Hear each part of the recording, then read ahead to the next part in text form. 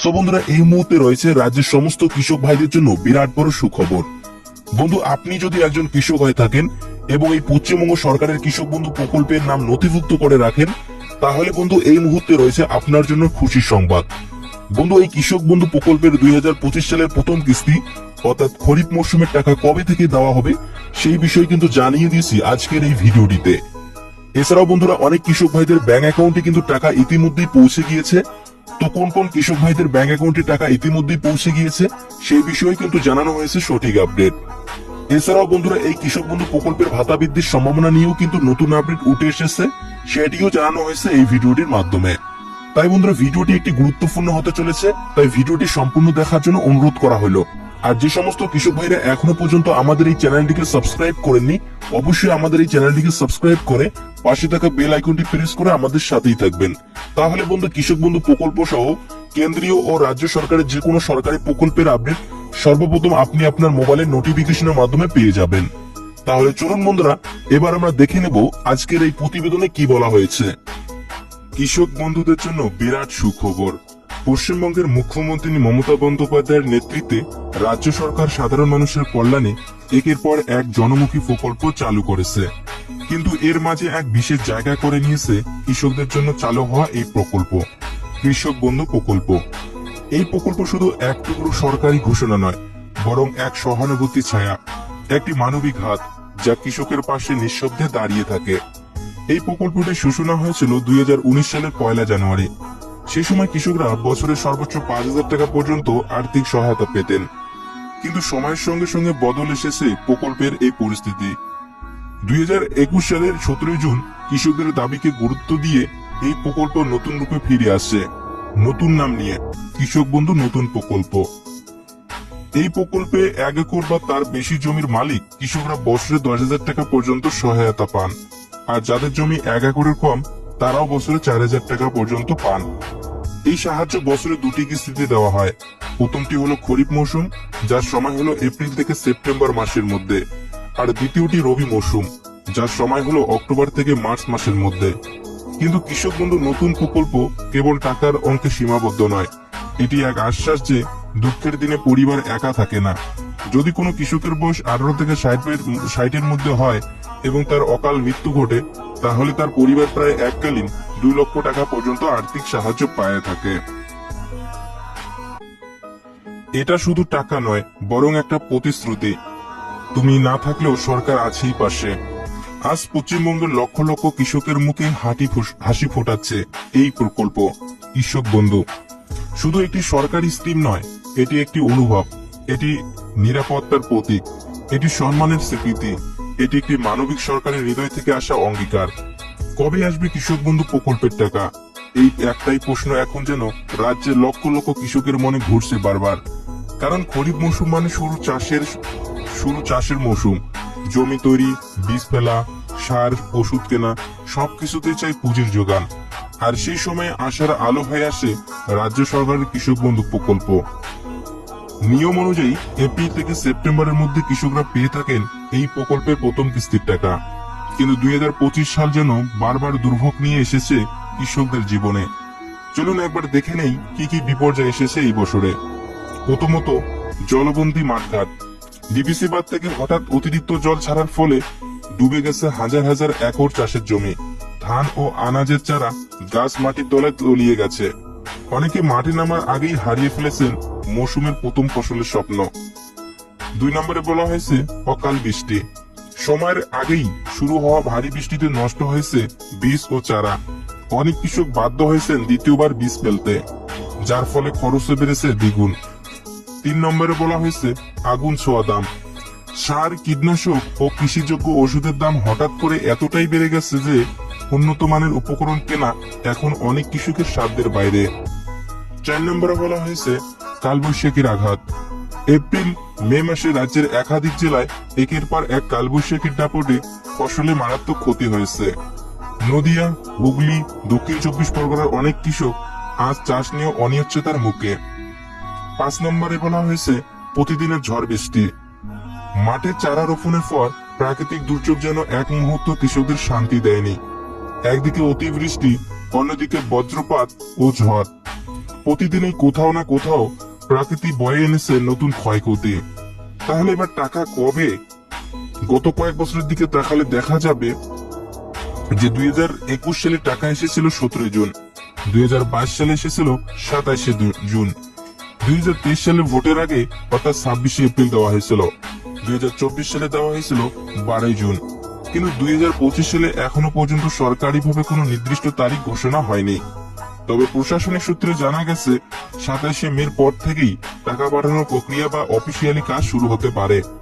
সবকিছু ঠিকঠাক চললে জুন মাসের দ্বিতীয় সপ্তাহের মধ্যেই অর্থাৎ 13 জুনের মধ্যে টাকা পৌঁছাতে পারে কৃষকদের ব্যাংক অ্যাকাউন্টে। জেলার বিভিন্ন ব্লক অফিস থেকেও ইতিবাচক বার্তা মিলেছে। আধিকারিকদের কথায় টাকা নিয়ে উদ্বেগের কিছু নেই। খুব শীঘ্রই কৃষকদের জন্য সুখবর আসছে। এখন শুধু অপেক্ষা নবান্নের চূড়ান্ত নির্দেশের। এই কিস্তির টাকাই হয়তো হাজার হাজার কৃষকের চোখে মুখে ফিরিয়ে আনবে স্বস্তির হাসি। এই সামান্য অর্থ সাহায্য এখন অনেকের কাছে হয়ে উঠেছে নতুন করে বাঁচার আশা। 2024 সালের 22 নভেম্বর রবি মৌসুমে টাকা দেওয়া হয়েছিল। তবে অনেক কৃষক তখন নথিপত্র ঠিক না থাকার কারণে টাকা পাননি। যারা পরে কৃষি অফিসে গিয়ে সমস্যার সমাধান করেছেন তারা মার্চ মাস থেকেই টাকা পেতে শুরু করেছেন। তবে নদিয়া, বীরভূম, বাঁকুড়া, পুরুলিয়া, মুর্শিদাবাদ, উত্তর 24 পরগনা, মালদা, পূর্ব ও পশ্চিম বর্ধমান, পূর্ব মেদিনীপুর, হাওড়া, হুগলি সহ অনেক জেলার অনেক কৃষক এখনো টাকা পাননি। সূত্র অনুযায়ী প্রথম কিস্তির টাকা দেওয়ার আগেই তাদের বকেয়া রবি মৌসুমের টাকা দেওয়া হতে পারে। তবে এই টাকা সব কৃষকরা পাবে না।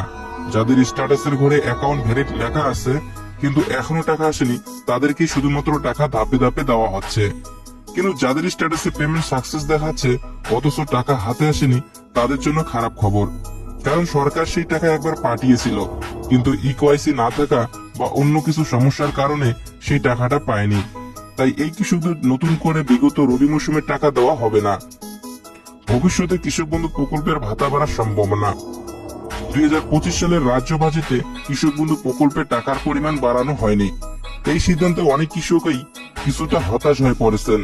কারণ বর্তমানে চাষের খরচ যেভাবে বাড়ছে তাতে অনেকেই আশা করেছিলেন যে এই প্রকল্পের আর্থিক সহায়তা কিছুটা হলেও বাড়বে। তবে বেশ কিছু সূত্র মারফত জানা যাচ্ছে যে আগামী বিধানসভা নির্বাচনের আগেই কৃষক বন্ধু প্রকল্প সহ আরো কিছু সরকারি প্রকল্পের টাকার পরিমাণ বাড়তে পারে। যদিও এই নিয়ে সরকারি তরফে এখনো পর্যন্ত কোনো ঘোষণা হয়নি। তবে বেশ কিছু সূত্র মারফত জানা গেছে কৃষক বন্ধু প্রকল্পের ভাতা 1000 টাকা পর্যন্ত বৃদ্ধি হতে পারে। এছাড়াও বাংলার মা বোনেদের জন্য লক্ষ্মীর ভান্ডার প্রকল্পের ভাতা বাড়ানোর বিরাট সম্ভাবনা রয়েছে। প্রকল্পের টাকা বাড়লে বাংলার কৃষকরা যে কতটা উপকৃত হবেন তা নতুন করে বলার অপেক্ষা রাখে না। কারণ এই প্রকল্প বহু কৃষক পরিবারের জীবনে শুধু আর্থিক সহায়তা নয়, একরাশ ভরসা এবং সম্মানের জায়গা তৈরি করেছে। কৃষকদের জন্য গুরুত্বপূর্ণ ঘোষণা। কৃষক বন্ধু প্রকল্পের অধীনে প্রত্যেক কৃষককে নিজের ব্যাংক অ্যাকাউন্টের সঙ্গে আধার ও ইকেওয়াইসি আপডেট আছে কিনা অর্থাৎ আধার ও কেওয়াইসি আপডেট আছে কিনা তা নিজে গিয়ে ব্যাংকে যাচাই করে নিতে হবে। পূর্বের অভিজ্ঞতা বলছে শুধু এই দুটি কারণে বহু কৃষকের অ্যাকাউন্টে কৃষক বন্ধু প্রকল্পের টাকা জমা হয়নি। যদি কারো ব্যাংক অ্যাকাউন্টে আধার লিঙ্ক না থাকে বা কেওয়াইসি সম্পূর্ণ না হয় তাহলে সেই নাম টাকা পাওয়ার তালিকা থেকে বাদ পড়তে পারে। তাই আর দেরি নয়, জমি যেমন নিজের তেমনি ব্যাংকের তথ্য নিজের হাতে ঠিক করুন, তাহলে সময় মতো মিলবে সরকারি সহায়তা। এরপর বলা হয়েছে যে যদি কোনো কৃষক নতুন করে জমি কেনেন এবং সেই জমির তথ্য কৃষক বন্ধু নতুন প্রকল্পে যুক্ত করতে চান তাহলে তাকে নির্দিষ্ট কিছু পদক্ষেপ নিতে হবে। প্রথমেই যেতে হবে স্থানীয় কৃষি অফিস বা ব্লক অফিসে।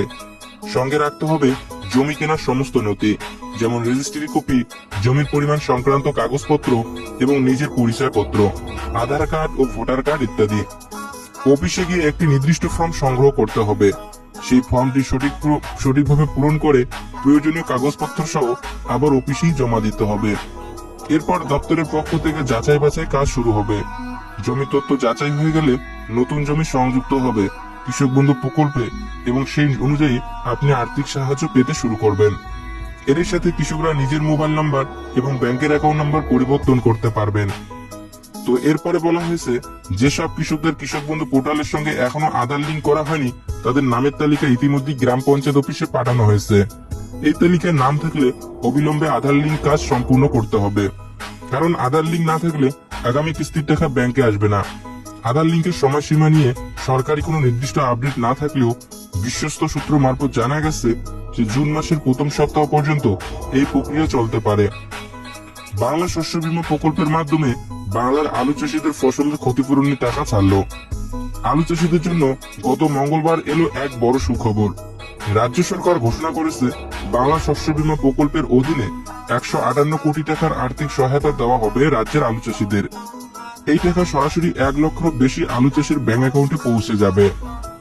বিশ্বস্ত সূত্র মারফত জানা গেছে পূর্ব বর্ধমান, পশ্চিম বর্ধমান, হুগলি, নদিয়া, বীরভূম, বাঁকুড়া, মুর্শিদাবাদ সহ আরো কিছু জেলায় বহু কৃষকের ব্যাংক অ্যাকাউন্টে এই বাংলা বীমা প্রকল্পের টাকা 20 মে তারিখ থেকে ক্রেডিট হওয়া শুরু হয়েছে। অর্থাৎ যে সমস্ত কৃষকরা আলু চাষের জন্য বীমা করেছিলেন এবং যেসব কৃষকদের ফসলের ক্ষতি হয়েছে শুধুমাত্র সেই সমস্ত কৃষকদেরকেই এই টাকা দেওয়া হচ্ছে। সূত্র মারফত জানা গেছে আজকেও অনেক কৃষকের ব্যাংক অ্যাকাউন্টে টাকা ক্রেডিট হয়েছে।